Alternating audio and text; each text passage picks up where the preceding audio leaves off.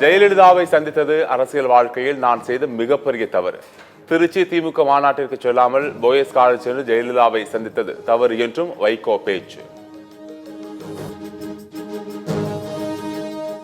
முன்னாள் அமைச்சர் செந்தில் பாலாஜி உச்சநீதிமன்றத்தில் மனு தாக்கல். 2022ஆம் ஆண்டு உத்தரவில் உச்சநீதிமன்றம் பதிவு செய்த சில கருத்துக்களை நீக்க கோரிக்கை.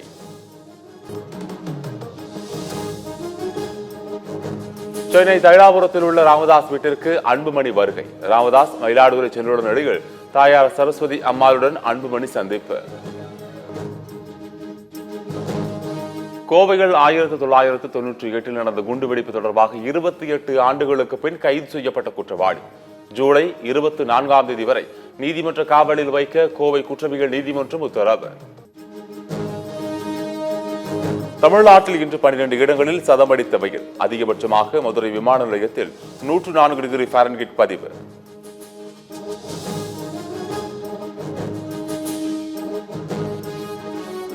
டாஸ்மாகில் வருடத்திற்கு 4500 கோடி ரூபாய் ஊழல் நடைபெற்றுள்ளதாக இபிஎஸ் குற்றச்சாட்டு.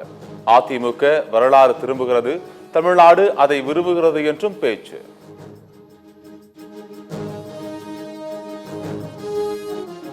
ஆடு மாடு மேய்ப்பது அவமானம் அல்ல, வெகுமானம். கண்ணன், இயேசு, நபிகள் நாயகம் ஆடு மாடு மேய்த்தவர்கள் என சீமான் பேச்சு.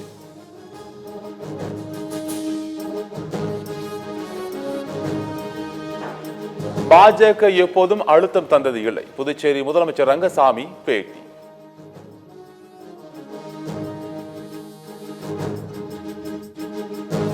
வெள்ளம் நிலச்சரிவால் பாதிக்கப்பட்ட அசாம், மணிப்பூர், மேகாலயா, மிசோரம், கேரளா, உத்தரகாண்ட் மாநிலங்களுக்கு நிதி ஒதுக்கீடு 1066 கோடியை விடுவிக்க மத்திய அரசு ஒப்புதல்.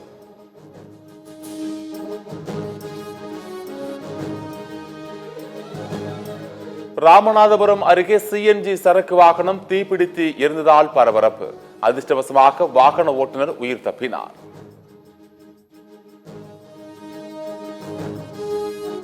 தமிழ்நாடு காவல்துறையின் பயங்கரவாத தடுப்பு பிரிவுக்கு முதலமைச்சர் ஸ்டாலின் பாராட்டு. கடந்த 30 ஆண்டுகளாக பிடிபடாமல் இருந்த 3 முக்கிய பயங்கரவாதிகளை பிடித்துள்ளதாக பெருமிதம்.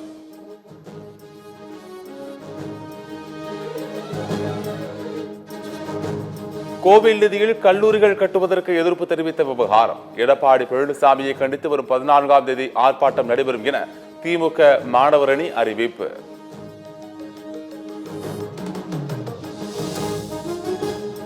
மதிமுகவை சிலர் அழிக்க பார்க்கின்றனர் என வைகோ ஆவேசம். 31 ஆண்டுகளாக உயிரை கொடுத்து கட்சியை வளர்த்து வந்துள்ளதாகவும் பேச்சு.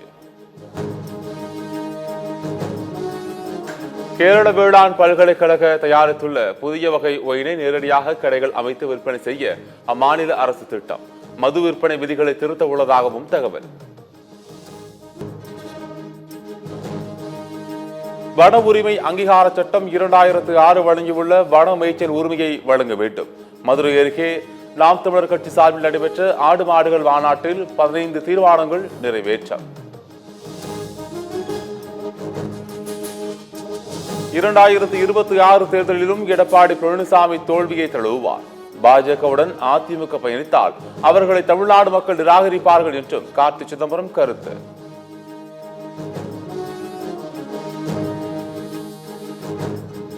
சென்னையில் பள்ளி கல்வித்துறை அலுவலகத்தை முற்றுகையிட்டு பகுதி நேர ஆசிரியர்கள் போராட்டம். திமுக தேர்தல் வாக்குறுதி 181 நிறைவேற்ற வேண்டும் என வலியுறுத்தல். மகாராஷ்டிர துணை முதலமைச்சர் ஏக்நாத் ஷிண்டே அவரது மகனுக்கு வருமான வரித்துறை நோட்டீஸ். சாம்ஜி நகர் பிரிக்ஸ் ஹோட்டல் ஏலத்தில் நிதி முறைகேடு நடந்திருக்கலாம் என எழுந்த புகாரில் நடவடிக்கை.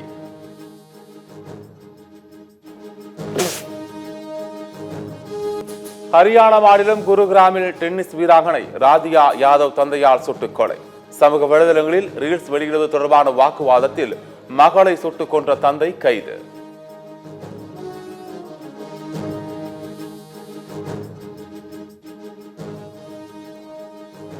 வங்கதேசத்தில் அரசுக்கு எதிரான போராட்டத்தின் போது மாணவர்கள் உயிரிழந்த விவகாரம். சிறப்பு தீர்ப்பாயத்தில் அந்நாட்டின் முன்னாள் பிரதமர் ஷேக் ஹசீனா மீது குற்றச்சாட்டுகள் பதிவு.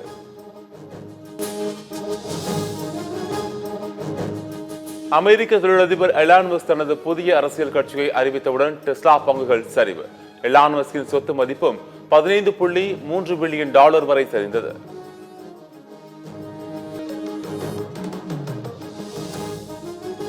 பத்தாயிரம் மக்கள் தொகையை கொண்ட ஒரு நாட்டிலிருந்து உயரிய விருதை பிரதமர் மோடி பெற்றுள்ளார்.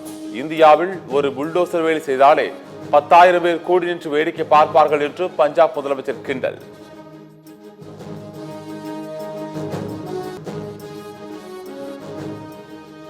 லண்டன் லார்ட்ஸ் மைதானத்தில் உள்ள MCC அருங்காட்சியகத்தில் சச்சின் டெண்டுல்கரின் உருவப்படம் திறப்பு.